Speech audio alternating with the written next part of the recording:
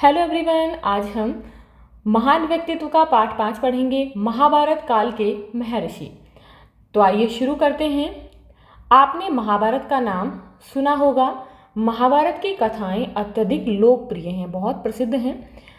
शायद आपने दूरदर्शन पर इसको देखा भी होगा। महाभारत जैसे महाकाव्य के रचयिता महर्षि वेदव्यास थे। कौन थे? महर्षि वेदव्यास। तो अब हम यहाँ पर महर्षि वेदव्यास के बारे में जानेंगे।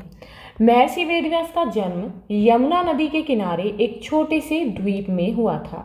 इनके पिता का नाम पराशर तथा माता का नाम सत्यवती था। व्यास के शरीर के रंग को देखते हुए इनका नाम कृष्ण रखा गया और द्वीप में पैदा होने के कारण इन्हें द्वैपायन कहा गया। आरंभ में वेद एक ही था। व्यास ने इसका अध्ययन किया। मंत्रों के आधार पर उन्होंने वेदों को 4 भागों में वर्गीकृत किया, यानी कि उसे 4 भागों में बांटा। इस प्रकार ऋग्वेद, यजुर्वेद, सामवेद और अथर्ववेद 4 वेद हो गए। व्यास जी ने वेदों को नया स्वरूप दिया, इसलिए वे वेदव्यास कहलाए। महर्षि वेदव्यास विद्वान और तपस्वी थे। इनका सबसे महत्वपूर्ण ग्रंथ महाभारत है। महाभारत में 18 पर्व हैं। महाभारत को 5वां वेद भी कहा जाता है। महाभारत की रचना उन्होंने लोक कल्याण की भावना से की थी। कहा जाता है महाभारत को लिखने के लिए गणेश जी से कहा गया। गणेश जी ने कहा, मेरी एक शर्त है, मेरे लिखते समय मेरी लेखनी यानी कि कलम रुकने न पाए। यदि यह रुक गई तो मैं लिखना बंद कर दूंगा। व्यास जी ने कहा, ठीक है।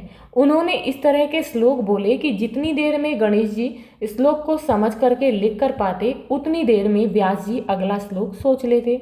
महाभारत के माध्यम से महर्षि वेदव्यास ने मनुष्य को सदाचार, धर्म आचरण, त्याग, तपस्या, कर्तव्य परायण तथा भगवान की भक्ति का संदेश दिया है। इस ग्रंथ द्वारा वेदव्यास जी ने यह बताया है कि मनुष्य कठिनाइयों का सामना किस प्रकार कर सकता है और उन पर विजय कैसे प्राप्त कर सकता है। महाभारत के वन पर्व में उन्होंने लिखा है, मनुष्य के पास सुख के बाद दुख और दुख के बाद सुख क्रमशः वैसे ही आते हैं जैसे रथ के चक्के की तीली घूमती रहती है। महाभारत के शांति पर्व में भीष्म द्वारा युधिष्ठिर को दिया गया उपदेश, तुम पुरुषार्थ के लिए प्रयत्नशील रहो। पुरुषार्थ के बिना केवल भाग्य के बल पर राजा उद्देश्यहीन हो जाता है। राजा आवश्यकता अनुसार कठोरता और कोमलता का सहारा ले। राजा को अपने स्वार्थ के कार्यों का परित्याग कर देना चाहिए। उसे वही कार्य करना चाहिए जो सभी के लिए हितकारी हो। उस समय सभी व्यक्ति वेदों का पाठ नहीं करते थे। धीरे धीरे ऐसे लोगों की संख्या बढ़ती गई। व्यास ने विचार किया कि बहुत संख्या में लोग भारत की संस्कृति से अनजान हैं। वेदव्यास ने पुराणों का संकलन किया और सभी के लिए सहज और सरल रूप में पुराणों की रचना की। महर्षि वेदव्यास की प्रमुख रचनाएं निम्नलिखित हैं।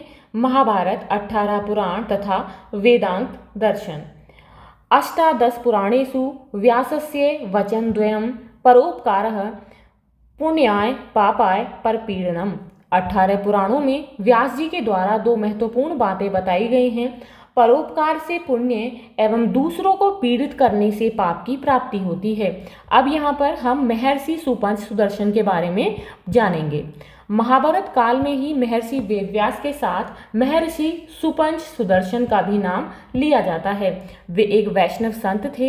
इनका जन्म लगभग 3290 ईस्वी पूर्व फाल्गुन माह में कृष्ण पक्ष की त्रयोदशी को वाराणसी में हुआ था। इनका बचपन का नाम सुदर्शन था। वे सुपंच के नाम से भी जाने जाते थे। सुपंच की शिक्षा दीक्षा आचार्य करुणामय द्वारा हुई। उनका मन बचपन से ही भक्ति में अधिक लगता था। वे दैनिक क्रियाओं को करने के बाद घंटों भजन और पूजा में लगे रहते थे। गुरु करुणामय ने उनके इस भाव को देखकर उन्हें ज्ञान, नीति एवं अध्यात्म की विशेष शिक्षा दी थी। विद्या प्राप्त करने के बाद सुपंच सुदर्शन भक्ति और सत्य की खोज में लग गए। दीन असहायों की सहायता और साधु सेवा को उन्होंने अपने जीवन का परम उद्देश्य बना लिया। महर्षि सुपंच उच्च कोटि के संत थे। उन्होंने जो शिक्षाएं दी वे आज भी ग्रहण करने योग्य हैं। ईश्वर से डरो, इंसान से नहीं। बुद्धि, बल, रूप, सौंदर्य, धन का घमंड मत करो। सदैव दूसरों का उपकार करो। स्वाभिमान की हर कीमत पर रक्षा करो। संसार का सुख भोगने में ही मत लगे रहो। पारलौकिक आनंद की प्राप्ति का भी प्रयास करो।